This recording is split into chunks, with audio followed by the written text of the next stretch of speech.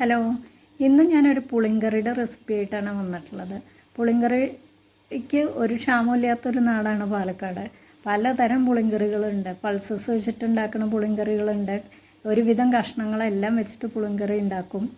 അതുപോലെ തന്നെ അരച്ച് വെക്കുന്ന പുളിങ്കറി ഉണ്ട്, അരയ്ക്കാതെ വെക്കുന്ന പുളിങ്കറി ഉണ്ട്, മസാല ചേർത്തും ചേർക്കാതെയും വെക്കുന്ന പുളിങ്കറികളുണ്ട്.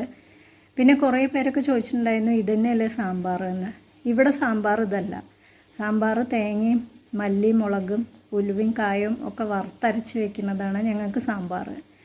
പിന്നെ എല്ലാ സ്ഥലത്തും സാമ്പാർ മല്ലി മുളകും ഉലുവയും കായും ചേർത്തിട്ടാണ് വെക്കുക എന്നാണ് എൻ്റെ ഒരു അറിവ്. പിന്നെ എന്തുകൊണ്ടാണ് ആളുകൾ ഇങ്ങനെ ചോദിച്ചതെന്ന് എനിക്കറിയില്ല. ഓരോ സ്ഥലത്ത് ചിലപ്പോൾ ഇങ്ങനെ ഇതിന് സാമ്പാർ എന്ന് പറയുന്നുണ്ടാവുമായിരിക്കും, എന്തോ അറിയില്ല. എന്തായാലും നമുക്ക് നമ്മുടെ റെസിപ്പിയിലേക്ക് പോവാം. ഓക്കെ, വെണ്ടയ്ക്കപ്പുളി ഉണ്ടാക്കാൻ ഒരു ചീനച്ചട്ടി അടുപ്പത്ത് വെച്ച് അതിലേക്ക് ഒരു 5 വെണ്ടയ്ക്ക 1 ഇഞ്ച് വലുപ്പത്തിൽ അരിഞ്ഞെടുക്കുക. അതിൻ്റെ കൂടെ 5 വെളുത്തുള്ളി, 5 ചെറിയ ഉള്ളി, ഒരു പച്ചമുളക് ഇത്രയും ഒന്ന് നീളത്തിൽ അരിഞ്ഞതും 1 ഇഞ്ച് വലുപ്പത്തിലുള്ള ഇഞ്ചി ചെറുതായിട്ട് അരിഞ്ഞതും കൂടെ 1 ടീസ്പൂൺ വെളിച്ചെണ്ണ ഒഴിച്ചിട്ട് നന്നായിട്ടൊന്ന് വാട്ടിയെടുക്കുക. നന്നായിട്ടൊന്ന് വാടി വരുമ്പോൾ അതിലേക്ക് 1/2 ടീസ്പൂൺ മഞ്ഞൾപ്പൊടി, 1/2 ടീസ്പൂൺ എരിവുള്ള മുളക് പൊടി, 1/4 ടീസ്പൂൺ മല്ലിപ്പൊടി ഇത്രയും ഇട്ടിട്ട് പൊടികളുടെ പച്ചമണം മാറണവരേക്ക് ഒന്ന് നന്നായിട്ട് വാട്ടിയെടുക്കുക. പൊടികളുടെ പച്ചമണം മാറണം, അല്ലാന്നുണ്ടെങ്കിൽ കറിക്ക് നമ്മൾ വിചാരിച്ച ടേസ്റ്റ് കിട്ടില്ല. അപ്പോൾ അതൊന്ന് ശ്രദ്ധിക്കുക. ഇനി ഇതിൻ്റെ കൂടെ തന്നെ കറിക്ക് ആവശ്യമായിട്ടുള്ള ഉപ്പും കൂടെ ചേർത്ത് കൊടുക്കുക.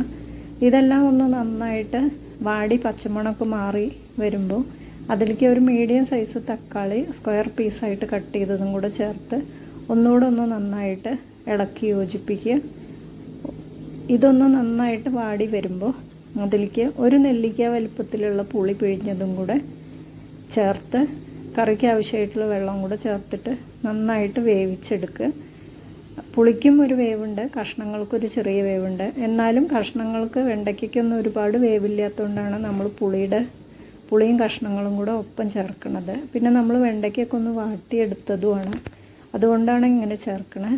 അല്ല വേറെ എന്തെങ്കിലും കഷ്ണങ്ങളാണെന്നുണ്ടെങ്കിൽ പുളിയുടെ കൂടെ നമ്മൾ ചേർക്കില്ല. ഇനി ഇതൊന്ന് വെന്ത് വരുമ്പോൾ അതിലേക്ക് ഒരു 1/2 കപ്പ് തേങ്ങയും ഒരു 1/4 ഇഞ്ച് വലിപ്പത്തിലുള്ള ഇഞ്ചിയും കൂടെ അരച്ചത് ചേർത്ത് ഒന്നും കൂടെ നന്നായിട്ട് തിളപ്പിക്കുക. കറിയുടെ ഉപ്പൊക്കെ നോക്കുക. ഉപ്പ് കുറവുണ്ടെങ്കിൽ ഉപ്പ് ചേർക്കാൻ മറക്കണ്ട. ഇനി അതിലേക്ക് ഒരു തണ്ട് കറിവേപ്പിലയും കൂടെ ചേർത്ത് ഒന്നുകൂടെ നന്നായിട്ട് തിളച്ച് വരുമ്പോൾ നമുക്ക് ഫ്ലെയിം ഓഫ് ചെയ്യാം. ഇനി ഇതിലേക്ക് നമുക്ക് ഒരു വറവും കൂടെ ഇട്ട് കഴിഞ്ഞ് കറി റെഡിയായി. വറവ് പലതരത്തിൽ വെണ്ടയ്ക്കപ്പുളിക്ക് വറവിടാറുണ്ട്. ചിലർ ഉള്ളി വറവിടുന്നവരുണ്ട്. ഞാനിവിടെ കടുകും ഉലുവയാണ് വറവിടുന്നത്.